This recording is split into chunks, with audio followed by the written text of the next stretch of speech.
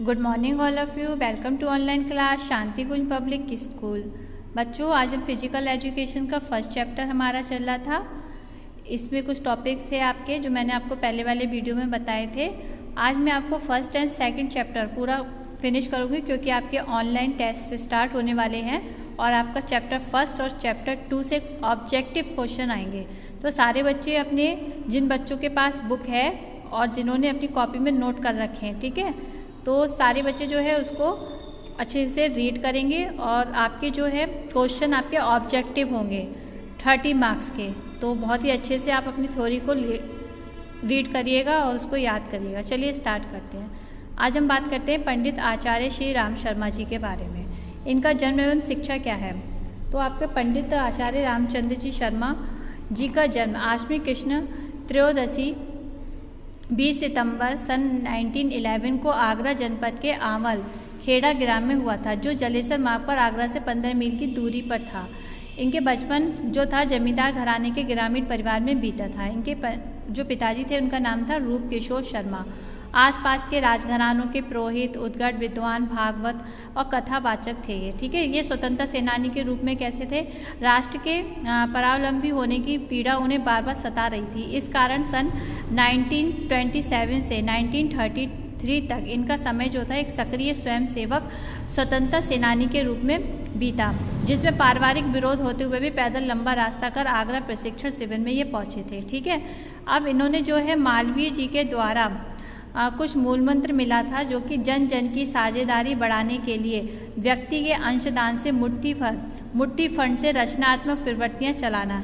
इसी मंत्र से आगे जो है चलकर 1 घंटा समय दान, बीज, पैसा, नित्य 1 दिन की आय, 1 माह में 1 मुट्ठी अन्न रोज डालने के माध्यम से धर्म घट की स्थापना का स्वरूप लेकर लाखों करोड़ों की भागीदारी वाला गायत्री परिवार बढ़ता चला गया, ठीक है। अब आपका गायत्री तपोभूमि की स्थापना इन्होंने ही की थी। वो कब हुई थी, इन्होंने पंडित श्री राम शर्मा आचार्य द्वारा सन 1953 में गायत्री तपोभूमि की स्थापना मथुरा में की गई थी, जिसमें 108 कुंडी यज्ञ और उनके द्वारा दिया गया जो प्रथम दीक्षा समारोह संपन्न हुआ।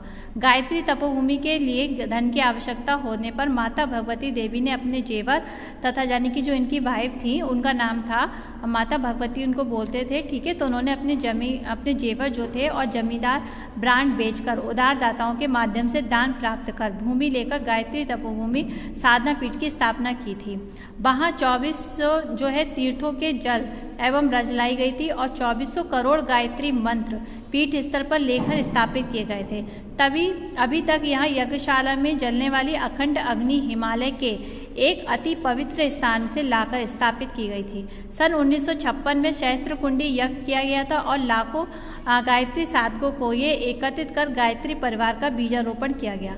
सन 1941 से सन 1971 तक का समय गायत्री तपोभूमि में आचार्य जी का सक्रिय रहने का समय रहा था, ठीक है। फिर है इनका प्रेम प्रसंग। इन्होंने क्या क्या किया था समाज के लिए। छुआछूत के भेदभाव से सर्वदा दूर थे।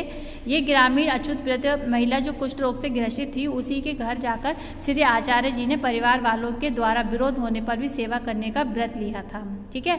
फिर है समाज सुधार की प्रवृत्ति इनके अंदर बहुत थी। ये समाज सुधार की प्रवृत्ति इन्होंने किशोर अवस्था से ही थी।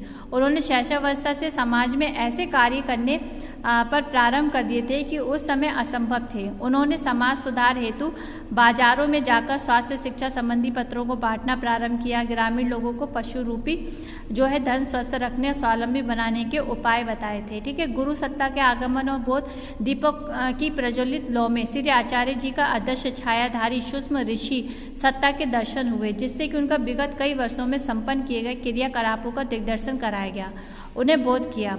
तो यहाँ पर जो है गायत्री महाशक्ति के 24 और 24 लक्ष्य महापुरुषगण, जिन्हें आहार के कठोर तप के साथ पूरा करना पड़ेगा। अखंड गृह दीप की स्थापना, जन जन तक इसके प्रकाश को फैलाने के लिए समय आने पर ज्ञान यज्ञ अभियान चलाना, जो बाद में अखंड ज्योति पत्रिका के सन 1930 में प्रथम प्रकाशन से, यानी कि अखंड ज्योति जो है पत्रिका इनकी आती है, जो कि 1930 में स्टार्ट हुई थी।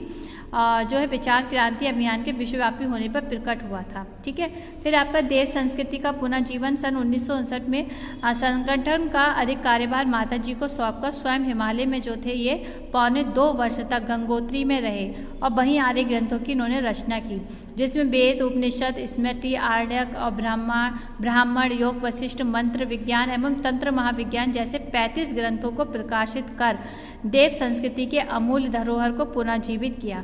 ये ग्रंथ आज सारे समाज में आध्यात्मिक ज्ञान को निरंतर प्रभावित कर रहे हैं। इनका कार्यक्षेत्र विस्तार क्या था? इन्होंने कई शक्तिपीठों की स्थापना की। सन 1980 में प्रज्ञा संस्थान, शक्तिपीठ, प्रज्ञा मंडल और स्वाध्याय मंडल के रूप में केंद्र पूरे देश और विश्व में फैल गए। 76 देशों में गायत्री परिवार की शाखाएं फैली और 4600 से अधिक भारत में निजी भवन वाले संस्थान आज भी वातावरण को गायत्री में बना रहे हैं। प्रयाण क्या था? श्री पंडित श्री राम आचार्य जी ने सूक्ष्मकरण में प्रवेश के सन 1985 में सारे क्रियाकलापों को सूक्ष्मता प्रदान करने की घोषणा की। संपूर्ण कार्य माता जी को सौंपकर राष्ट्र देवता की कुंडली जागृत करने हेतु अपने स्थूल शरीर को त्यागने, यानी कि जो उनका शरीर था उसको त्याग कर सूक्ष्म शरीर में, सूक्ष्म शरीर यानी कि जो हमारी आत्मा होती है, ठीक है, वो सूक्ष्म शरीर में जाने की घोषणा कर दी। और उन्होंने गायत्री जयंती यानी कि एक तरीके से समाधि लेने की घोषणा की थी। और गायत्री जयंती 2 जून 1990 को इन्होंने इस संसार से महाप्रयाण किया, यानी कि समाधि ग्रहण कर ली और अपना महाप्रयाण यानी कि अपने प्राणों का त्याग कर दिया। ठीक है, तो यह चैप्टर था। इसमें आपके विस्तृत कुछ क्वेश्चन हैं, वो आपको कौन कौन से करने हैं। फर्स्ट स्वामी विवेकानंद, स्वामी दयानंद, ये जो मैंने टिक लगा रखी है। और इसमें आपको करना है नेताजी सुभाष चंद्र बोस का जीवन परिचय, पंडित आचार्य श्री राम शर्मा जी का जीवन परिचय। लघु क्वेश्चन बच्चों आपको सारे करने हैं, ओके, और अति लघु भी आपको सारे करने हैं। ठीक है, ये आप अपनी कॉपी में नोट करेंगे। अब हम बात करते हैं सेकंड चैप्टर। सेकंड है आपका मानवीय गुणों पर आधारित कुछ लघु कथाएं दी हुई हैं। ठीक है, जैसे कि लघु कथा है आपकी आज्ञा पालन। ठीक है, इसको अगर मैं पूरी कथा पढ़ूंगी तो वीडियो लंबा हो जाएगा, आप इसको अपनी कॉपी में, अपनी बुक में नोट करेंगे। फिर है आपका त्याग कथा है ना, त्याग की कथा है, सहयोग है, सत्य प्रेम है और आपका निस्वार्थ सेवा है। ठीक है, इसके बारे में आप जानेंगे। क्षमादान है, अहिंसा है, ये सारी इसके ऊपर कथाएं दी हैं। देश प्रेम है। ठीक है, इन सबको आप अपनी कॉपी बुक से पढ़ लेंगे, ओके। और उसके बाद में इससे रिलेटेड कुछ क्वेश्चंस दिए हैं, वो क्वेश्चंस हैं आपके ये 2, 3, 5, 7 एंड 11। ठीक है, ये क्वेश्चंस आपको अपनी कॉपी में करने हैं और लघु क्वेश्चन आपको सारे करने हैं।